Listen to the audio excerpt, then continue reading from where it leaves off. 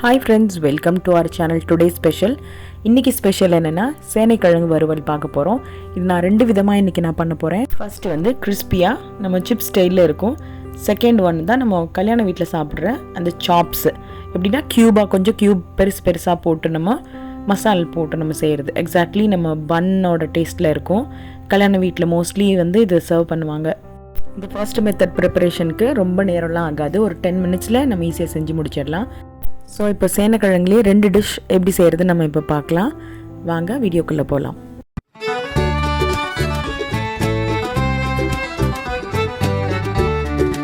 பொதுவாக வந்து சேனைக்கிழங்குக்கு ஒரு அரிப்புத்தன்மை இருக்கும்.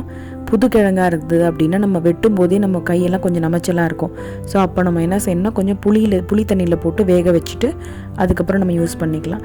இப்போ நம்ம செய்ய போகிற மெத்தட் வந்து ரொம்ப மெல்லிசாக நான் சின்னதாக போட்டிருக்கனால வேக வைக்க போகிறதில்ல.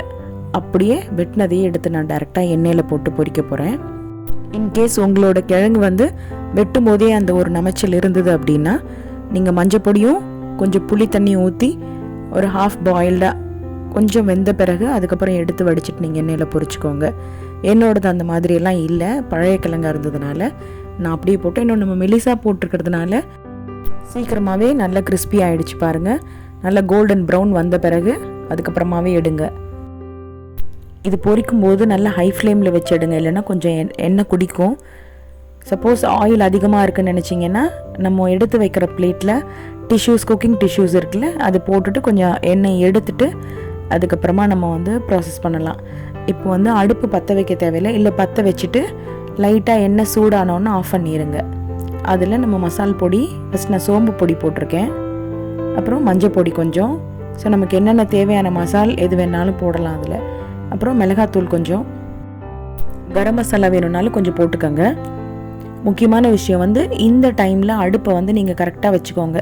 எண்ணெய் ரொம்ப காஞ்சிருந்தாலோ இல்லை ஹீட் அதிகமாக இருந்திருந்தாலோ நம்ம போட்ட பொடியெல்லாம் நல்லாவே கரிஞ்சு போயிடும், அப்புறம் நல்லா இருக்காது. பெட்டர் வந்து எண்ணெய் கொஞ்சம் ஊற்றிட்டு லைட்டாக சூடானோன்னா நீங்கள் அடுப்பை ஆஃப் பண்ணிடுங்க.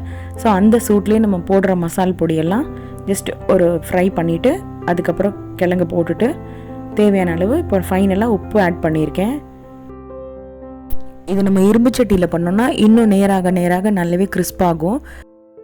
நான் வந்து அடுப்பு கிழங்கு போட்ட உடனே ஆஃப் பண்ணிட்டேன். இது எவ்வளோ நேரம் ஆனாலும் அப்படியே கிறிஸ்பியாக தான் இருக்கும். இது சாம்பார் சாதம், தயிர் சாதத்துக்கெல்லாம் ஒரு சூப்பரான காம்பினேஷனாக இருக்கும். பாருங்கள், இது எவ்வளோ ஈஸியாக சீக்கிரமாக நம்ம செஞ்சு முடிச்சிட்டோம். இப்போது செகண்ட் மெத்தடில் எப்படி செய்யலான்னு பார்க்கலாம் வாங்க. இதுக்கு நம்ம பெரிய சைஸில் வெட்டி வச்சுருக்கிறதுனால இதை கட்டாயமாக நம்ம வேக வச்சு தான் எடுக்கணும். வேக வைக்கும்போது தேவையான தண்ணி ஊற்றிக்கோங்க, முழுகிற மாதிரி. கிழங்கு வேகிறதுக்கு தேவையான உப்பு போட்டுக்கோங்க, அப்புறம் கொஞ்சமாக மஞ்சள் பொடி போட்டுக்கோங்க. இன்கேஸ் இது வந்து புது கிழங்காக இருந்துச்சுன்னா புளி ஊற்றணும். இது வந்து பழைய கிழங்கு, அதனால் எனக்கு பிரச்சனை இல்லை, நான் புளி ஊற்றலை. கிழங்கு நல்லா வேகணும். ஒரு ஃபோர்க் எடுத்து நம்ம குத்தி பார்த்தோன்னா ஈஸியாக உள்ளே போகிற அளவுக்கு வெந்தா போகிறோம். ஏன்னா நம்ம மறுபடியும் எண்ணெயில் போட்டு பொரிக்க தானே போகிறோம். இது வேகிற டைமில் நம்ம இப்போ மசால் ரெடி பண்ணிக்கலாம். இதுக்கு வந்து நான் ஒரு 1/4 மூடி கம்மியாக தான் நான் தேங்காய் எடுத்திருக்கேன்.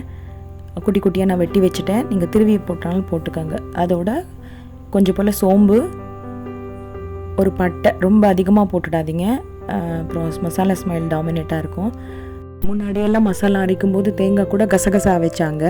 இப்போ பார்த்தீங்கன்னா அதுக்கு சப்ஸ்டியூட்டாக நம்ம வந்து முந்திரி வைக்கலாம். முந்திரி கொடுக்கும்போது நமக்கு நல்ல ஒரு டேஸ்ட் வந்து என்ஹான்ஸ் பண்ணுது, ரொம்ப ரிச்சாக கூட இருக்குது. ஸோ நான் சும்மா ஒரே ஒரு பீஸ் மட்டும் முந்திரி பருப்பு அதோட போட்டுட்டு இது அரைச்சி தனியாக வச்சுக்கலாம். மீன்வைல் நான் வந்து அடுப்பில் எண்ணெய் கொதிக்க வச்சுட்டேன். ஸோ அதை வடித்து வச்சுருந்தேன், நம்ம வேக வச்சதை எடுத்து வடித்து வச்சுருந்தேன். இப்போ ஹை ஃப்ளேமில் வச்சு இதையும் நல்லாவே கோல்டன் ப்ரௌனில் வறுத்து எடுத்துக்கணும். நம்ம நல்ல கோல்டன் கலரில் வரணும் அப்படின்னா நான் ஒரு டிப் சொல்கிறேன். எவ்வளோ தான் ஹை ஃப்ளேமில் வந்து நம்ம பொரிச்சு எடுத்தால் கூட போட்ட உடனே வந்து அந்த ஆயிலோட ஹீட் குறைஞ்சிடும். அப்போ என்ன செய்யணும், கொஞ்சம் நேரத்தில் நம்ம காயை வெளியில் எடுத்துட்டு மறுபடியும் ஒரு 5 மினிட்ஸ் நல்ல ஹை ஃப்ளேமில் விட்டுடுங்க. இப்போ மறுபடியும் அதை செகண்ட் டைம் போடும்போது டக்குன்னு கோல்டன் ப்ரௌனில் வந்துடும். பார்த்தீங்கன்னா கடைகள் எல்லாம் பார்த்தீங்கன்னா வடை கூட இந்த டபுள் மெத்தடில் தான் பொரிச்சு எடுக்கிறாங்க, டபுள் ரோஸ்ட் மெத்தடில் தான் பொரிச்சு எடுக்கிறாங்க. ஸோ அந்த மாதிரி தான் நானும் இப்போ அந்த பதத்தில் கொண்டு வந்து வச்சுருக்கேன். ஸோ எல்லா பேட்சும் நான் எடுத்துட்டேன். இப்போது நம்ம மசாலா நம்ம செய்ய போகிறோம். ஆல்ரெடி அதில் எண்ணெய் அதிகமாக இருக்குன்றதுனால நான் அதே பாத்திரம் யூஸ் பண்ணியிருக்கேன். ஸோ அதில் இருக்க எண்ணெய் வச்சு அட்ஜஸ்ட் பண்ணிக்கலாம். வேணும்னா எண்ணெய் போட்டுக்கலாம். நம்ம ஸோ ஒரே ஒரு பட்டை, ஏன்னா அரைக்கும் போது கொஞ்சம் போட்டிருக்கோம் ஸ்பைசஸ்லாம். ஸோ எல்லாத்துலேயும் ஒன்று ஒன்று போட்டு கொஞ்சம் அந்த இருக்கிற எண்ணெயில் கொஞ்சம் ரோஸ்ட் பண்ணுங்கள். நம்ம மறுபடியும் வெங்காயம் தக்காளி போடும்போது அதில் கொஞ்சம் வதங்கிடும். So no problem. சும்மா வாசனைக்காக நான் ஒரே ஒரு பச்சை மிளகா கீரி போடுறேன். நான் அதிகமாக பச்சை மிளகாவே யூஸ் பண்ண மாட்டேன், சும்மா ஸ்மெல்க்காக ஒன்று போடுறேன். அதுக்கப்புறம் வெங்காயம் நல்லா பொடியாக நறுக்கிக்குவோம். நம்ம ஆம்லேட் போடுற மாதிரி நல்லா குட்டி குட்டியாக வெங்காயம் நறுக்கி வச்சுட்டு வதக்கிடுங்க. நல்லாவே கோல்டன் ப்ரௌனில் இதையும் வதக்கிடுங்க.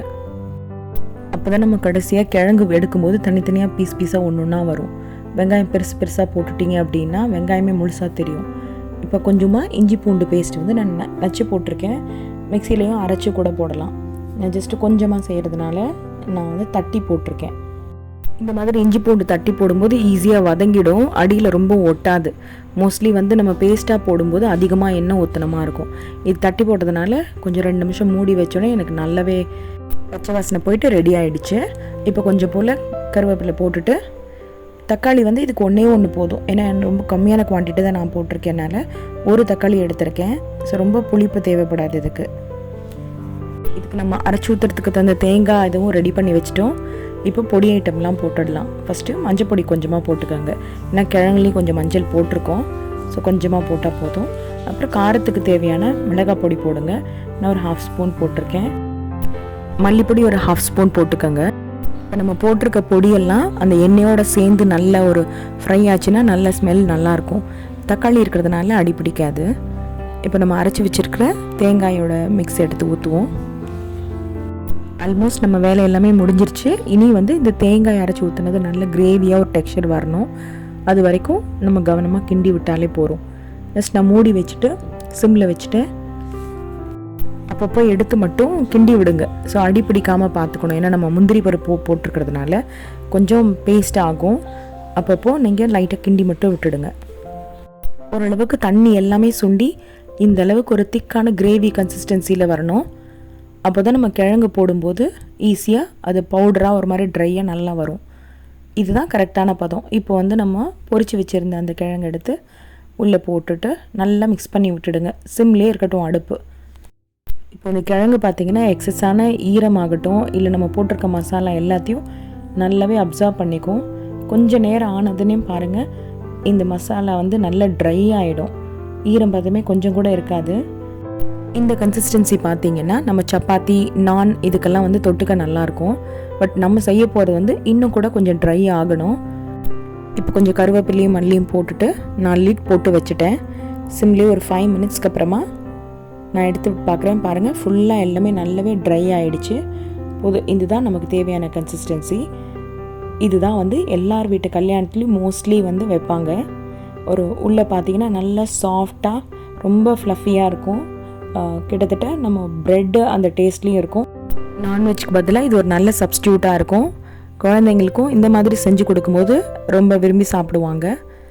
அவ்வளோதான், கல்யாண வீட்டு சேனக்கிழங்கு வறுவல் ரெடி. இன்றைக்கி நம்ம சேனக்கிழங்குலேயே 2 விதமான ரெசிபீஸ் பார்த்துருக்கோம்.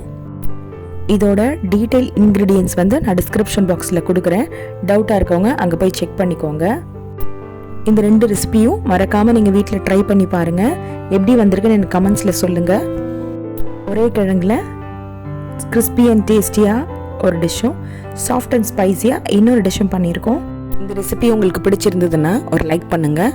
யூஸ்ஃபுல்லாக இருந்தது அப்படின்னா உங்கள் ஃப்ரெண்ட்ஸ் அண்ட் ஃபேமிலிக்கு ஷேர் பண்ணுங்கள். மறக்காமல் சேனலை சப்ஸ்கிரைப் பண்ணுங்கள்.